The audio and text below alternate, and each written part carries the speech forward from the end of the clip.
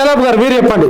విద్యార్థుల సమస్య, ధర్మేంద్ర ప్రధాన్ రాజీనామా చేసిండు. అనేక రంగాల్లో సమస్య మీరు ప్రస్తావించినట్టే చాలా రంగాల్లో, అటు రైతులు కానీ, వ్యవసాయ కార్మికులు కానీ, కార్మికులు కానీ, అన్ని రంగాల వాళ్ళు కష్టాల కడలిలో వెళ్తున్న పరిస్థితి. మరి ఎటు ఈ విజయం అంటే ఇంతవరకు జుకుంగానై తగ్గేదే లేదు, అసలు తగ్గం అన్నటోళ్ళు మెడలు వంచబడ్డాయి. అప్పుడు రైతులు చేసారు 1.5 year కొట్లాడి 50 రోజులలోనే విద్యార్థులు చేసినారు. అంటే ఈ పోరాటాల విజయం ఎటువైపు తీసుకెళ్తుంది భారత ప్రజాస్వామ్యాన్ని, ప్రజాస్వామిక ఉద్యమాలని? బేసికల్ గా భారత రాజ్యాంగం మీద ప్రమాణం చేసి ప్రజాస్వామ్యాన్ని పరిరక్షిస్తామని అధికారంలోకి వచ్చినటువంటి 12 ఏళ్ల కాలంలో, బీజేపీ అధికారంలోకి వచ్చిన ఈ 12 ఏళ్ల కాలంలో ప్రజాస్వామ్యాన్ని పరిహాసం ఆడేటువంటి చర్యలకే ఒడిగట్టింది తప్ప ప్రజాస్వామ్యాన్ని పరిరక్షించే ఏ చిన్న పని కూడా చేయలేకపోయింది.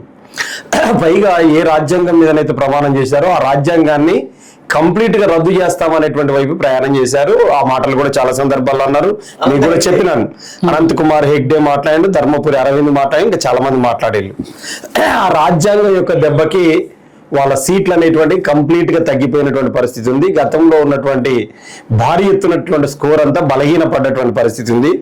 స్టెఫిన్ పెట్టి లేబట్టినటువంటి పరిస్థితి ఉంది ప్రభుత్వాన్ని. అంటే రాజ్యాంగం యొక్క దెబ్బ అప్పుడు తగిలింది, రైతుల దెబ్బ తగిలింది అప్పుడు. ఇప్పుడు విద్యార్థుల యొక్క ఉద్యమ సెగ అనేటువంటిది ఖచ్చితంగా ఈ ప్రభుత్వాన్ని కూల్చే వైపుకు కూడా ప్రయాణం చేస్తుంది అనేటువంటిది మా విశ్వాసం. ఎందుకు చెప్తున్నా ఈ మాట అంటే 49 కూల్చడం అంటే ప్రభుత్వాన్ని కూల్చిన వాళ్ళు, ప్రభుత్వాన్ని వ్యతిరేకించిన దేశద్రోహులు అంటున్నారు. మరి వాళ్ళు కూల్చడం వేరు, దింపడం వేరు. ప్రభుత్వాన్ని అధికారం నుంచి దింపడం, మీరు అంటారు దింపడం గురించా? దింపడం గురించి. కూల్చడం అంటే ఇప్పుడు మేము పోయి గడపరలు అందుకొని గొడవలేసి చేసేది కాదు. అధికారం నుంచి దించడం, మీకు ఇచ్చడం కుర్చీ అధికారం, ప్రజాస్వామ్యబద్ధంగా పాలించండి, రాజ్యాంగబద్ధంగా పరిపాలన చేయండి అని చెప్పి అధికారం ఇచ్చింది దేశ ప్రజలందరూ, భారతీయులందరూ ఇచ్చారు. కానీ మీరు అటువైపు ప్రయాణం చేయకుండా కొద్దిమంది ప్రయోజనాల కోసం మీరు పనిచేస్తున్నారు. సామాజికంగా చూసుకుంటున్నప్పుడు బ్రాహ్మణ్ కా బనియా కోసం పనిచేస్తుంది ప్రభుత్వం. ఆర్థికంగా చూసుకుంటున్నప్పుడు కార్పొరేట్లు, అదానీలు, అంబానీలు, టాటాలు, బిర్లాలు అటువైపు ప్రయాణం చేస్తుంది. అందుకని ఈ జనరల్ గా డాక్టర్ బిఆర్ అంబేద్కర్ మాటల్లో చెప్పాలంటే, ఈ దేశంలో brahminism, capitalism both are enemies in Indian people అని చెప్పి ఆయన అన్నాడు. అది ఇప్పుడు స్వయంగా బీజేపీ అమలు చేస్తుంది. వాళ్ళ ప్రతినిధిగా వాళ్ళు ఉన్నారు కాబట్టి జరుగుతుంది. అందుకని రైతులు పోరాటం చేశారు, విజయం సాధించారు. సంపూర్ణ విజయం కూడా కాలేదు. ఆయన నల్ల చట్టాలు ఎన్నికి తీసుకున్నారని క్షమాపణ చెప్పిండు. కానీ వేరే ముసుగులో మళ్ళీ రైతుల మీద భారాలు వేసేటువంటి పద్ధతులు, మోటార్లకు మీటర్లు పెట్టడం కానీ, రకరకాల కరెంటు ఛార్జీలు పెంచడం కానీ, గిట్టుబాటు ధర ఇవ్వకపోవడం కానీ, జేతీ ఘోష్ కమిషన్ అమలు చేయకపోవడం కానీ, స్వామినాథన్ కమిషన్ సిఫారసులు ఏవి కూడా అమలు చేయకుండా రైతాంగం యొక్క పరిస్థితి ఎక్కడ వేసినట్టు అక్కడ. కార్మిక చట్టాలన్నింటినీ రద్దు చేశారు. 29 కార్మిక చట్టాలని ఒకే పార్లమెంటు సమావేశంలో కలంపోటుతో నరేంద్ర మోడీ ప్రభుత్వం రద్దు చేసింది. 4 లేబర్ కోడ్లు వచ్చారు.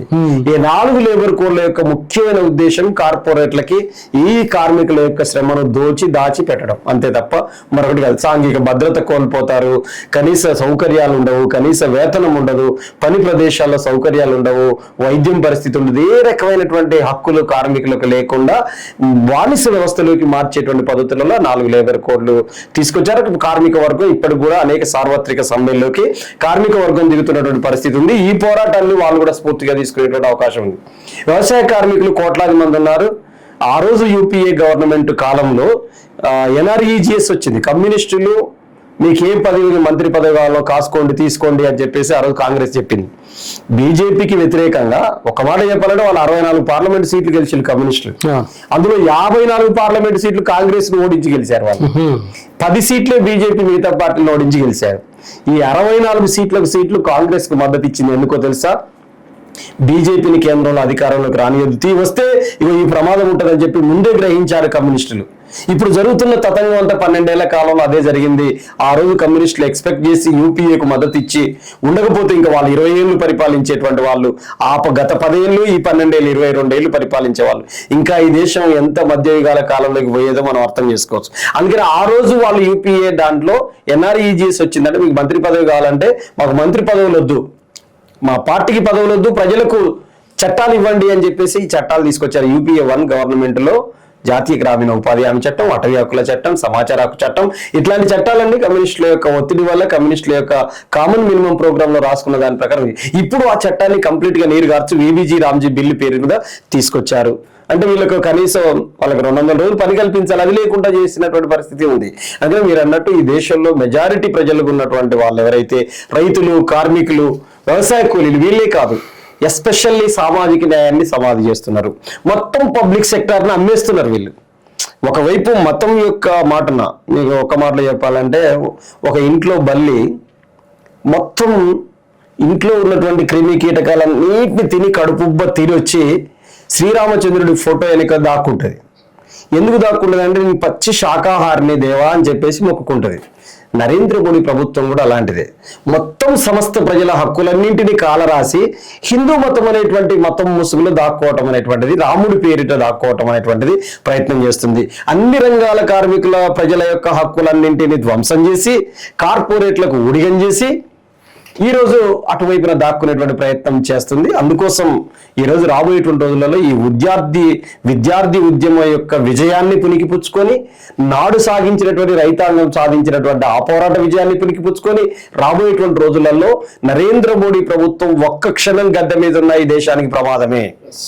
నరేంద్ర మోడీ ప్రభుత్వం గద్దె నుంచి దింపితే తప్ప దేశానికి రక్షణ లేదు, రాజ్యాంగానికి రక్షణ లేదు, ప్రజాస్వామ్యం బతకదు, రాజ్యాంగం బతకదు, ప్రజలకు ఏ హక్కులు ఉండవు.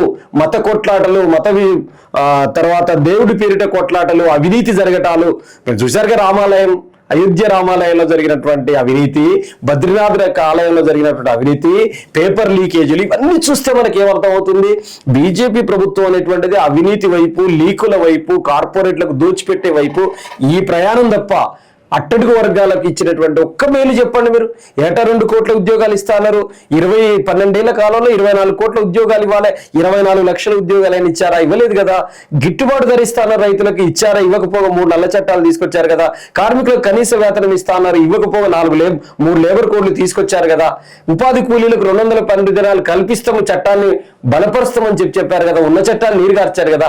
ఎన్ని పబ్లిక్ సెక్టార్లను అమ్మేసి మీరు ఎస్సీ ఎస్టీలకు రిజర్వేషన్స్ ని కోల్పోయే పద్ధతులలో ప్రభుత్వ రంగ సంస్థల్ని ఇచ్చేయటం, దళితుల మీద, గిరిజనుల మీద భారీ ఎత్తున దాడులు జరగటం, అత్యాచారాలు జరగటం. ఎన్సీఆర్బీ లెక్కలను తీయండి.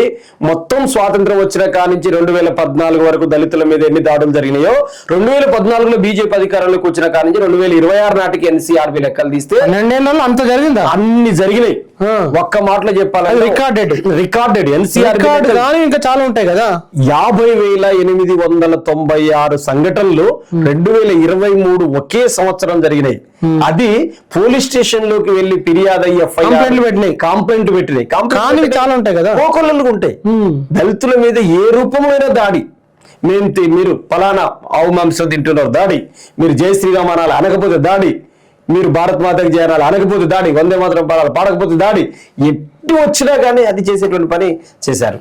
ఆ పద్ధతులలో ఈరోజు బీజేపీ అనేటువంటిది ఆర్ఎస్ఎస్ ఎజెండాను అమలు చేయడంతో పాటు ఈ దేశంలో కార్పొరేట్ ఎజెండాను కూడా, ఒకవైపు మతోన్మాద ఎజెండా, మరొక వైపు కార్పొరేట్ ఎజెండా శిఖండి పాములాగా 2 తలలు ఉన్నట్టుగానే నరేంద్ర మోడీ ప్రభుత్వానికి కూడా 2 తలలు ఉన్నాయి.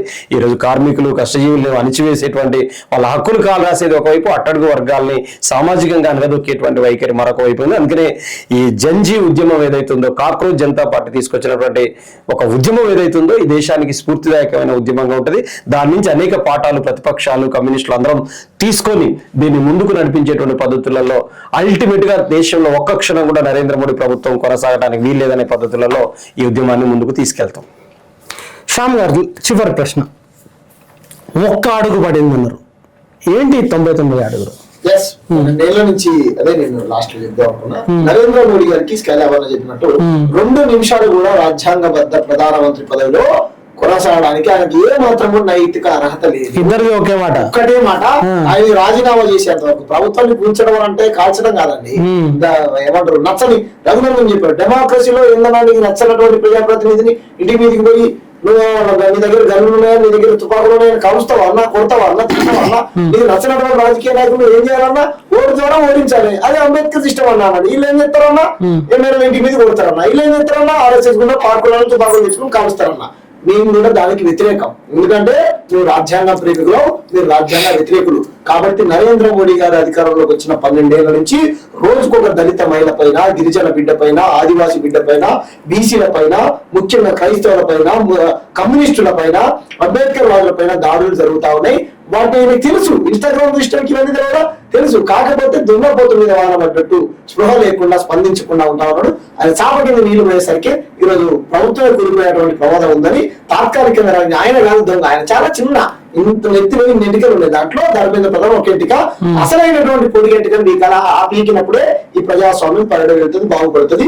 నరేంద్ర మోడీ గారు రాజీనామా చేసేంత వరకు డెమోక్రటిక్ పద్ధతిలో మనము ఒక మహాత్మా గాంధీ గారు ఏ విధంగా అయితే స్వాతంత్ర ఉద్యమాన్ని నడిపారో ఆ విధంగా కాక్రోచ్ జనతా పార్టీ ఉద్యమాన్ని నడపాలని మేము మా వీసీకే పార్టీకి వాళ్ళకి సంపూర్ణమైనటువంటి మద్దతుని తెలియజేస్తాము.